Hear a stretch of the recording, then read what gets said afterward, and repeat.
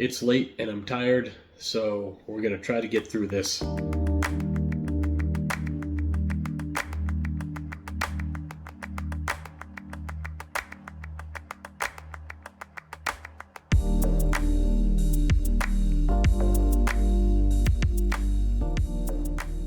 First things first, representing Stranger Things. Got Babysitter Steve versus the Demogorgon there. I like this cool MLB ripoff design. Anybody who hasn't seen Stranger Things, highly recommend it. Anyways, got a few recent pickups to show first. All just fun, low dollar stuff. Start with a recent baseball cover comic. Barnyard Comics. I think it's issue number 8. This is from 1946.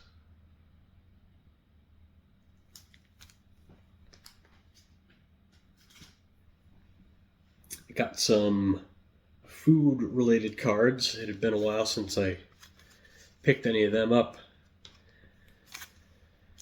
I'm going to take this one out of the sleeve so it shows a little better. This is a Denny's issue from 97 Pinnacle. I don't know how well it comes through on camera, but it's like a 3D lenticular thing. Vladimir Guerrero Sr. It's got this hologram image on the back that you probably can't see very well, but there it is a little bit. I thought this was cool. It says there's, I think, 29 cards in the set. This would be a fun set to build, actually. I might keep my eyes peeled for more of these. Got some 7-Eleven Slurpee discs. It's a mixture of years here. This is 91 Jose Canseco. This is 85 Don Mattingly. And this is a triple stars from 1986. It's Keith Hernandez, Don Mattingly, and Cal Ripken Jr.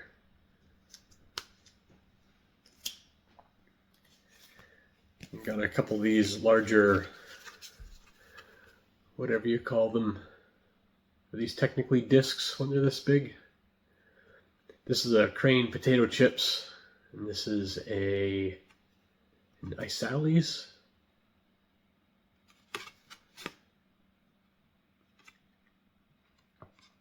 Don Sutton and Lou Brock.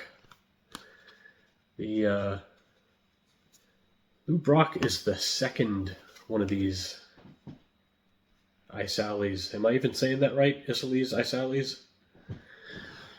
I've got Thurman Munson, and they're different colors.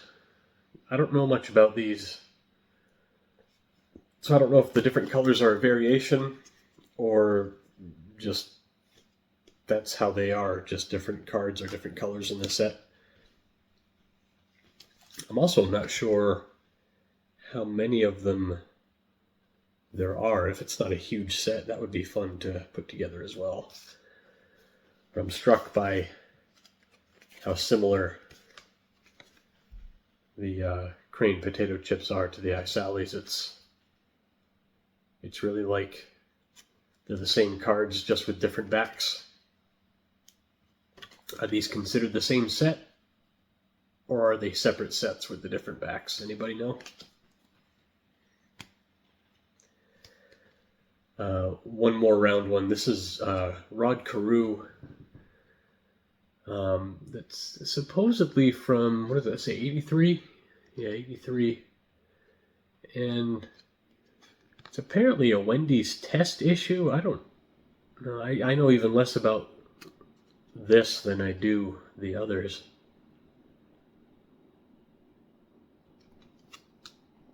And this one's not a fancy, like, lenticular front like the Slurpee ones are. It's just a plain printed image.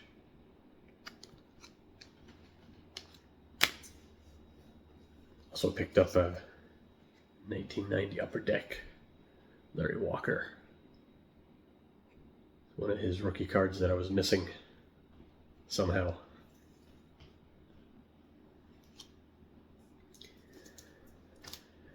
Got a couple of Hall of Fame rookie cards that are in PSA slabs that I picked up for less money than it would cost to have them slabbed. Got the 82 Topps Lee Smith in an 8. And the 81 Tim Raines in an 8. 81 Topps.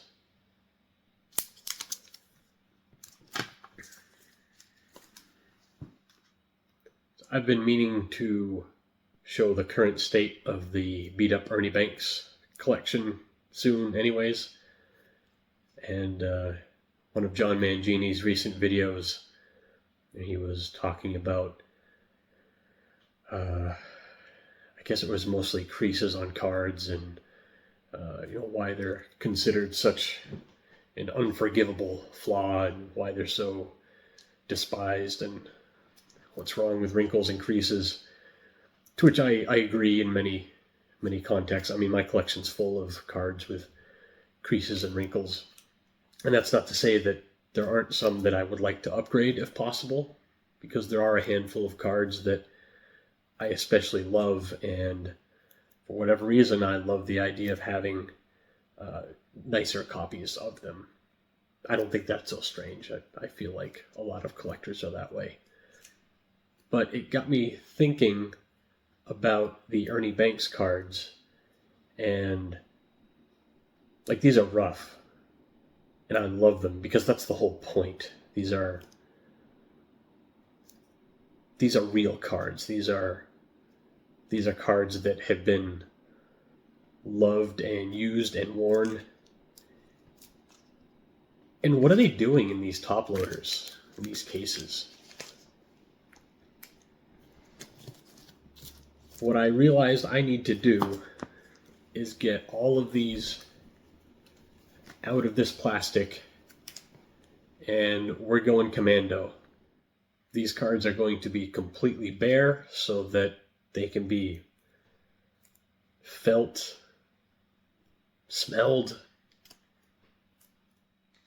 We're going to take these in reverse chronological order here.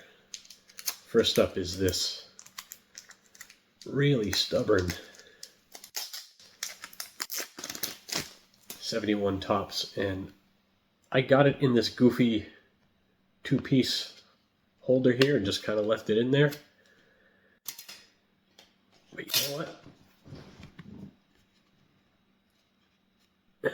Now it's staying like this. Here's your glorious crease going all the way through to the back. This one could be worse, if I'm honest.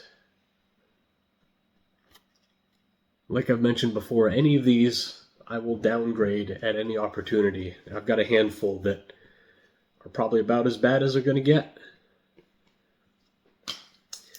For the 69s, I've got some variation here. I've got the 68 Topps. I think this is the O-Pee-Chee, the 68, I'm sorry, 69 Topps, 69 O-Pee-Chee, and this is the 69 Venezuela. I think this is the only Venezuelan card that I have. Same deal.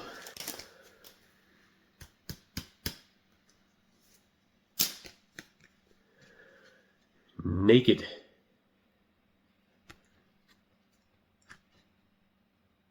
For a Venezuela, this one actually isn't too bad. I mean, they're all pretty beat up, but this has got a real nice crease going all the way down the front. I bet this was in somebody's pocket. Kind of got bent that way.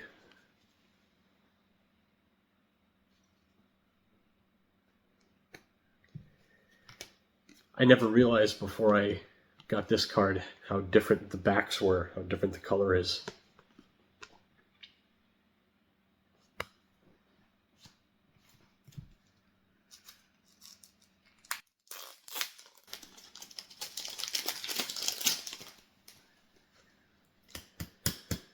think this one's the O-Pee-Chee.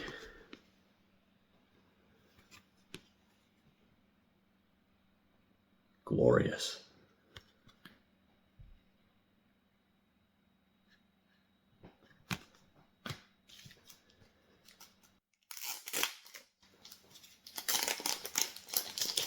And the regular tops.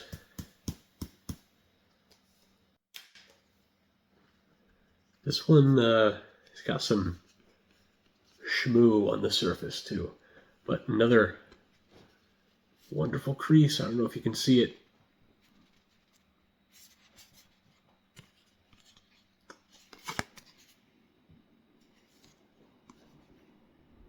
Beautiful.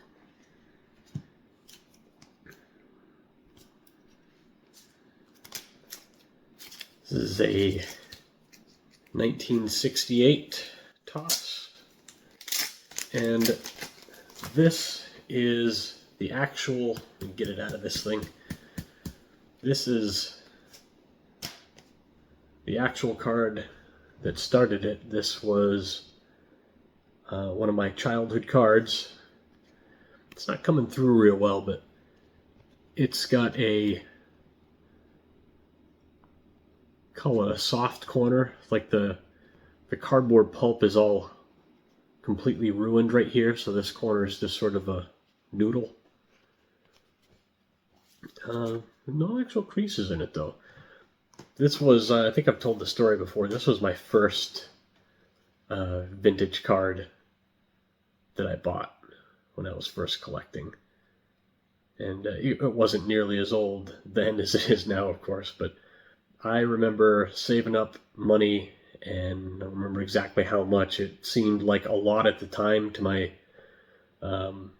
kid finances. I was probably 9, 10 maybe. And it felt like a whole ton of money I saved up to finally buy this thing at the card shop. And absolutely loved it. Still do.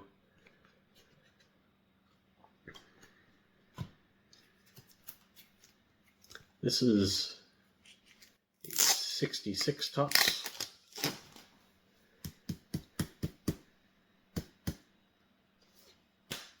This one doesn't look quite bad enough to be in this collection, but I guess it does have a bunch of non-color breaking stuff going on. It's got some, not exactly crease, well, I guess you could call that a crease. Down here, another one up here. But this one's begging to be downgraded. And this is one I just got recently. A 64 Topps. It's got paper loss top and bottom, so it was probably taped into an album or onto a page. And something happened here. We got a little cut into the side that went into the interior of the card a little bit. Interestingly, it doesn't look like the rub-off surface has been rubbed. You can kind of see through it a little bit, but I don't think it's been rubbed.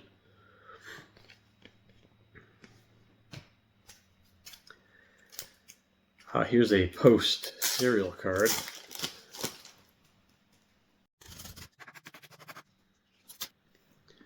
I guess this would be a 63.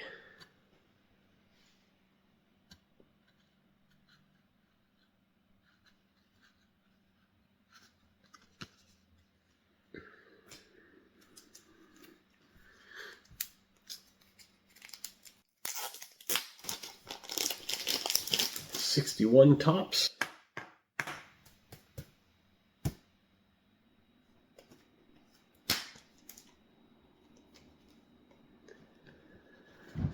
This one has such a crease going across it that it's almost broken in half. It's pretty tender along the middle there.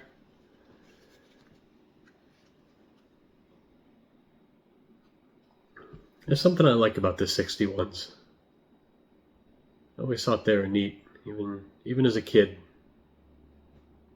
I remember having, was Was it Don Zimmer? I can't remember now. I had a random 61 card in my childhood collection when I was really young. And I remember looking at it and thinking that boxy design at the bottom was cool.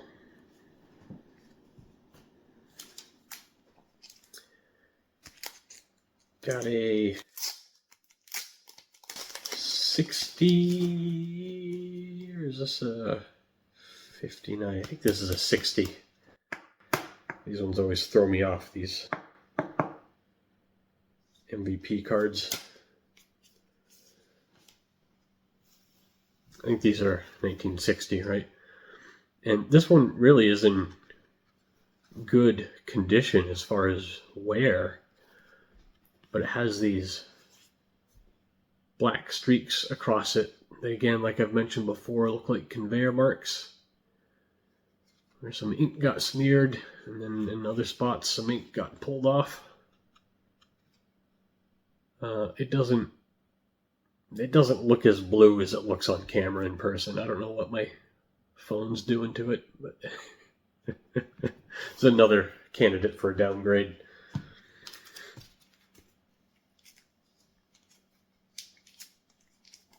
So far, I don't think I have any duplicates in here, but I will happily have duplicates of the beat up Ernie Banks. I will keep them all together. This is a 1960 Topps. I mean, it looks okay till you turn it in the light. It's creased up. It barely qualifies as beat up.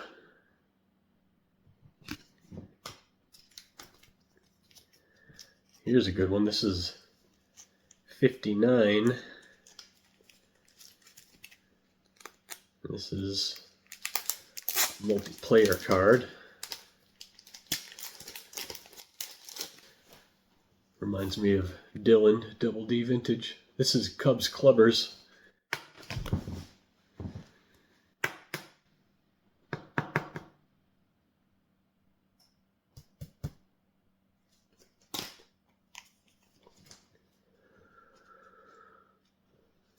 And this is what you would call a well-loved card. It's lots of good, honest wear. And the crease right in the middle, as if it was folded almost completely in half for a while.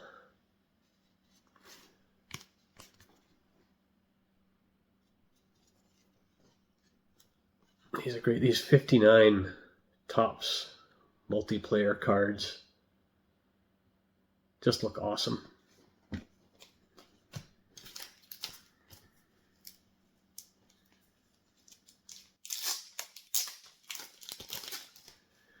And this is his 59 Topps. It's in almost too good condition. It's got a crease in the corner and some weird red ink on the side here. Got a few stray marks on the back here.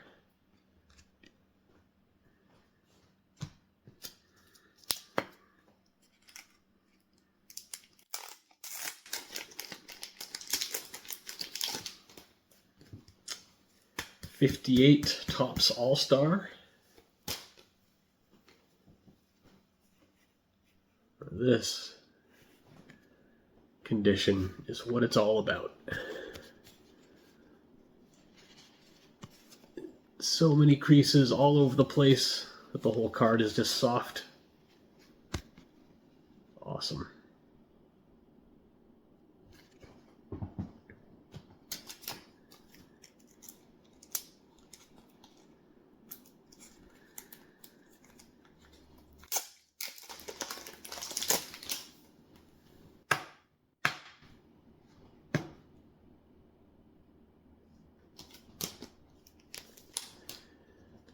'58 Topps again. This is a regular card.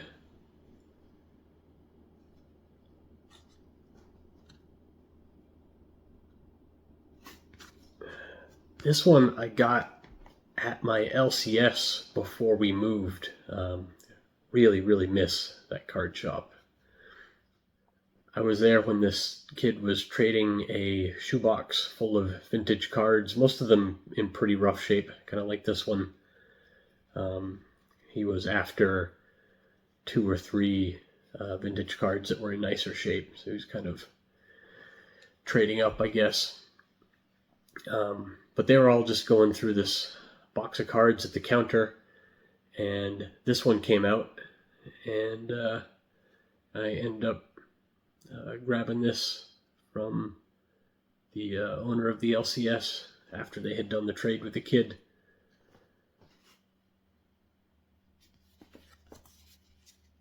So, I mean, a lot of these are just eBay finds, but some of them have an actual experience tied to them, like this one. And there are a couple like those 69s, the 69 Venezuela and O-Pee-Chee. I think I found those at the Nashville card show a while back.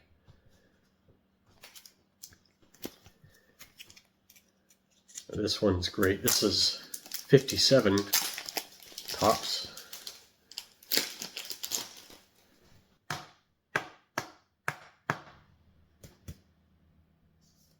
I suppose someone just wanted it to look more like a photo, so they cut all the borders off.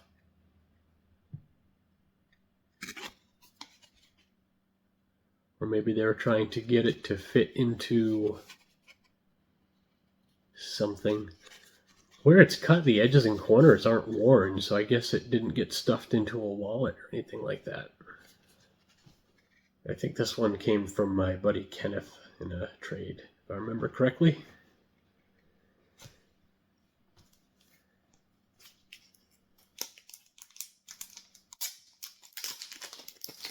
$1956 Topps. This is the one that once you get it out of the sleeve, it almost turns into 2 different cards, 2 separate cards.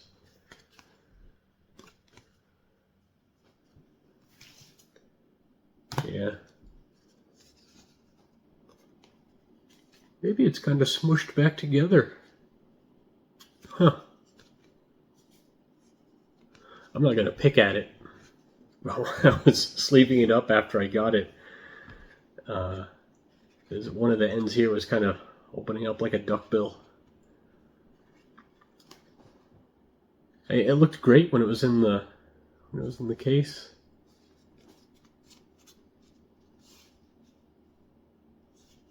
Got some stuff on the front, a couple of creases.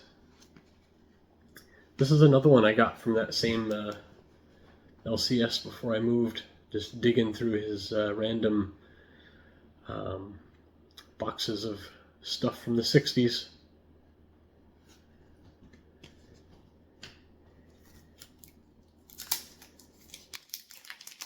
$1955 Topps, second year card. This is another one that is really almost too good. It's got a long crease across the top and a spot of paper loss on the back. But I mean, there's nothing wrong with this card at all, really. And look at the colors.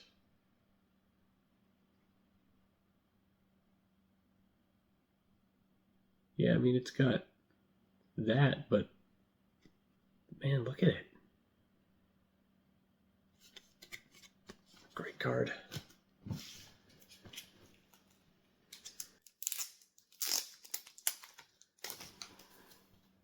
Last, but certainly not least, I grew up collecting in the rookie card craze. Cards to have are always the rookie cards, and it's still very much that way, but yeah, to me, that's just his best card.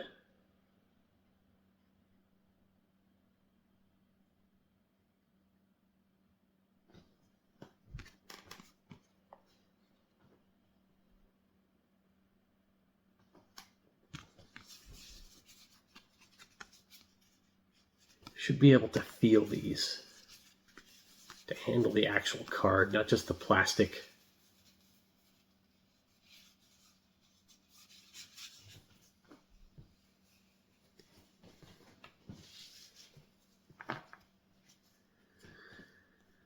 There it is. Stack of naked Ernie Banks cards to be enjoyed the way they were meant to. Of course, I'm going to continue to add to this, and periodically we'll check in on it, see how it's doing. I would like to get all of his playing days cards. Now, when it comes to the Topps / O-Pee-Chee / Venezuela, I'm not necessarily going to go hard after all those, because the Venezuelas especially are really hard to come by, but whatever I can find, I'll put in here. I can just sit here for way too long and feel the pile. Man, it's probably been since I was a teenager that I had a stack of old cards like this in my hand. Just the cards, the plastic around them.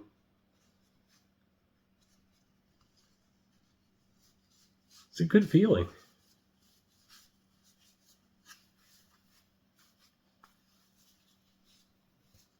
And they have that cardboard and ink smell that you don't get when they're stuffed away in plastic.